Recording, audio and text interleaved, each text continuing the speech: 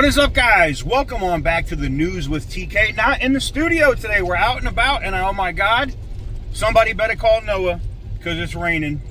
We're out here in beautiful Las Vegas, Nevada, and it is pouring rain. Pouring rain for here, not anywhere else in the country. But the fact that there is this much rain and people don't know how to drive in the rain. It's almost like when it snows here. It's funny. Anywho's, today I wanted to talk to you guys a little bit about what's going on with China, as the signals are showing in the country that the country is starting to break and are just trying to figure out a way to save face to have that conversation with the Trump administration, because China's backup plan of we'll just dump all these cheap goods on the European Union.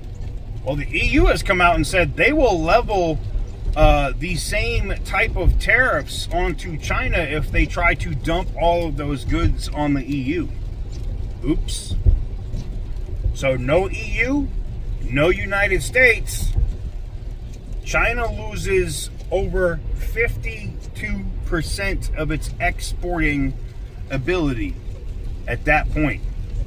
I saw some really good insight, which I'm going to get into here in a second, on it, where they went into depth, and I'm going to roll that clip right here. Joins me now.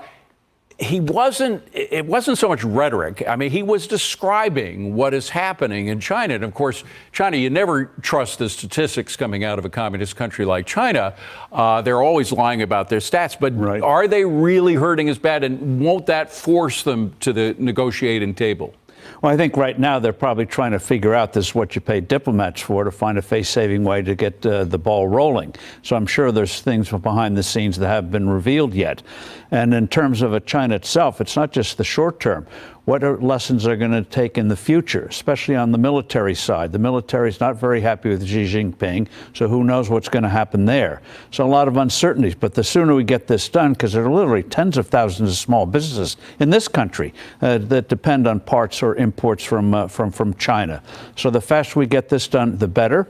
And I'm waiting, as everyone is, get some of these trade deals done on the table so people can see real progress is actually being made. Well, one of the things that I think is scaring China right now is when the EU commissioner was in town a week ago, and he was saying if China tries to dump the stuff that was meant to go to the U.S. on us, we're going to apply the same kind of tariffs that the U.S. is now applying to China, which would mean they would be totally destroyed, because they can't, the two largest trading partners they have is the EU, the collective EU, and the United States. Without them, they're sunk.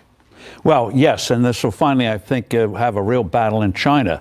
You're going to have the hardliners saying, hey, we must be autarkic again like we were in Mao's times, can't trust the rest of the world. I think you have some reformers probably lurking there and saying we need to develop our internal economy so we're not so dependent on exports, and the property market, which is only now finally maybe reaching bottom, that bubble. Yeah. So maybe reforms come in the future. But in the meantime, we hope they don't try to deflect attention on the disaster by doing something like seizing one of the islands around Taiwan. Right. Well, let's bring it back home. Treasury Secretary Scott Bessent defended Trump's economic approach in a new Wall Street Journal op-ed. He said, quote, "In the first 100 days of his presidency, we've laid the groundwork to rebalance global trade, restore America's industrial base. The American people should expect to hear the engine humming during the second half of 2025. With all pistons moving, we're going to see more jobs, more manufacturing, more growth, a more robust national defense, higher wages, lower taxes, less burdensome regulation, cheaper energy, less national debt, and less dependence on China, all while maintaining a strong dollar." Steve, I loved that he ended with a strong dollar, don't you? Yes, because there are elements in that administration to think, as happened in the Bush 43 administration, that a cheap dollar is a way to get instant trade and boost up the economy. All it does is lead to disasters like we had in 2008 and 2009, inflation. So I hope the rest of the team inside the White House and Treasury Department are listening, and also the Federal Reserve listening, because the Federal Reserve is sat by while the dollar has lost value, and they're meeting, as you mentioned, tomorrow and Wednesday. Are they going to finally realize that their main task is a stable dollar, not trying to manipulate the economy economy. It didn't work for the Soviet Union. It doesn't work here. And it helps Americans. Average Americans want to make sure that the dollar they earn today is going to be able to buy them just as much tomorrow or a year from tomorrow as it does now. And so they have flawed models at the Fed, like prosperity causes inflation. Well, an interest rate they should cut tomorrow, but won't. Not just that, that's good, right? But then the president also got on with, Meet the Press, and he did talk about China, and he did talk about, no, like, I'm not suspending these tariffs. I'm not doing anything with China. That China is going down bad, basically. Like, he literally put it out there. And we had some more analysis that came in from Fox Business, which I also agree with. And it made a lot of sense because people, since this happened, are going, oh, wait, so it really isn't that bad. Roll it.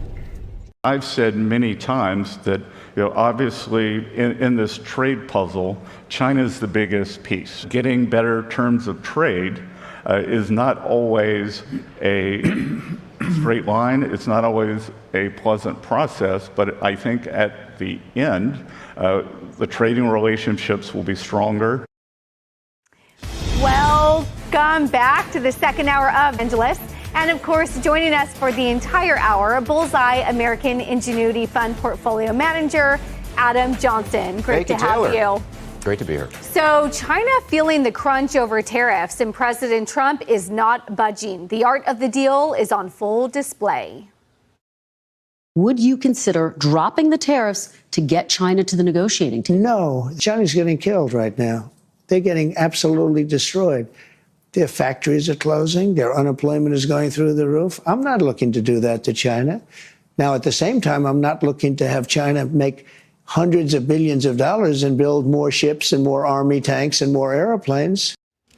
As he mentioned, Chinese exporters are trying to find ways, though, around the tariffs, with some shipping their goods through third-party countries. There are reports, though, that Beijing is working on a list of American products to exempt from its own 125% retaliatory tariffs. Those are including pharmaceuticals, microchips, and aircraft engines. Adam, I want to come to you. This is sort of the game of chicken. Who needs who more? Yeah. Do you believe the data that China right now needs us a little bit more from what we're seeing that Trump said about the factories, about the exports that are starting to fall? Well, in theory, the short answer to your question is yes. I do think China needs us more, and I'll tell you why. Because we are consumers, so we get their products and they're cheaper, fine. But they are trying to employ their people. They're trying to run their factories. And if people aren't buying their stuff, then all of a sudden, all those subsequent relationships start to break down. So, yes, I think you're right that China does need us more than we need them. But the fact is, we all kind of need each other. Just how badly we were treated. And specifically, here are the numbers. For the past 10 years, on average, we have put a 2.7% tariff on goods coming into this country. But when our goods go overseas, they face a 6.7% tariff. So in other words, the rest of the world, on average, has been tariffing us at 2.5 times the rate we have been tariffing them. That's not fair. That needs to end, and that's why this whole thing is happening. And I think if the White House had presented it that way, it would have been a lot easier to understand. So I'm not sure I entirely agree with the way we've gone about this, but I also agree with Secretary Bessent that this is a negotiation and that we are getting there, and that the end result will ultimately be very productive and good for the U.S. Madison Scott Bessent has also said many times that we import 5 times what China imports from us. So effectively, if you cool down our imports or their exports, they get hit harder. I've sort of taken a stance on this show that, Lydia, and you alluded to this earlier. This trade war has made me rethink my addiction to cheap crap. I do not need 30 sweaters that are $2 made by slave labor in China when I could have one really good quality American-made item. Are Americans around the world starting to think about the way we consume and the amount of what we consume? I think so. And I think you see that in some of our consumer data and just in terms of where people are spending their money and how much they're spending. The thing that worries me is more so the small businesses that acquire the goods from China and then sell them, because we like to, it's 99% of the businesses in America are small businesses. They rely on a lot of Chinese goods. So yes, I think we could benefit from having a different approach to consumerism. which China does not want to see because they are fully, as Adam was saying, fully reliant on our consumerism. Estimates put it at like 20% of exports go to the U.S. market. And honestly, I think it's higher than that. And we're already seeing reports out of China that factories are shuttering hours, they're laying off staff. So they're already feeling the impacts before we've even seen tariffs really go into full effect. You're hearing President Xi say things like, we need to remember the bottom line. When you hear that rhetoric out of China, that spells problems because he needs to be strong for his country and the people there, but it shows that there's going to be tumultuous times ahead. They've already really entered it. So, yeah, I think American consumers are starting to realize maybe I don't want this. And I hope that it really shines a light on the labor practices because our reliance on cheap goods has come on the backs of arguably slave labor. That should be something that any American is not okay with. But I do think in the short term, we're going to see small businesses impacted by that because we are so reliant, even as middlemen, on those goods. And Lydia, the cheap goods that we talk about, and I'll call them goods, I won't call them crap. You speak in hyperbole to make my point, Lydia. The de minimis rule, which is goods under $800 originally had been exempt. And you had companies, since that's been reversed, I mean, Amazon's talking about it, Temu, Shein, they're talking about it because they benefit when you buy something under $800 and they don't pay a tax on that. Yeah, you know, I think this is so fascinating because initially when there was talks about the closure of the de minimis loophole, this was announced months ago. You saw a lot of people that were really cheering for American manufacturing, saying this is going to be so great because American manufacturers are not competing on a level playing field with Chinese manufacturers because China is able to take advantage of this de minimis loophole, get their cheap crap, so to speak, over to the United States without paying a tariff. So let's close that. I think it's important to remember that this de minimis loophole has been in place for decades, and it's only been recently that we've seen companies like Shein and Temu really take advantage of it. I have some data. You know I like that, Brian. Between 2015 and 2024, the amount of products shipped with the de minimis loophole to the United States up by almost 900%. It really illustrates how these companies like Shein and Temu have been able to take advantage of this.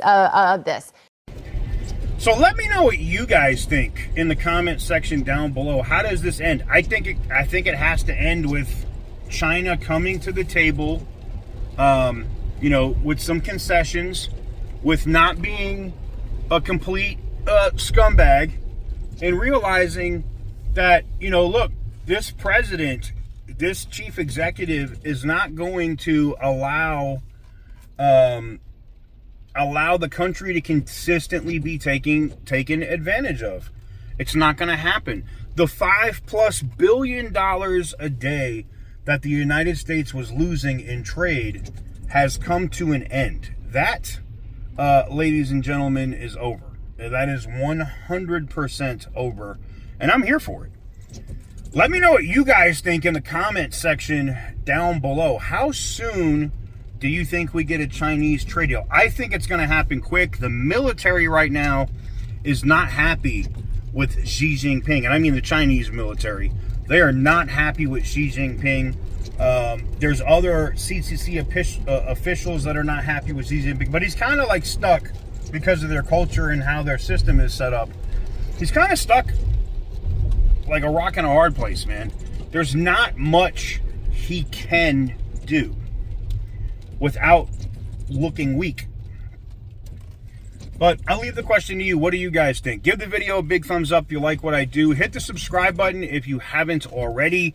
Thank you guys very much for all the love and support and making the News with TK grow so fast as we're approaching 7,500 subscribers literally in our first week.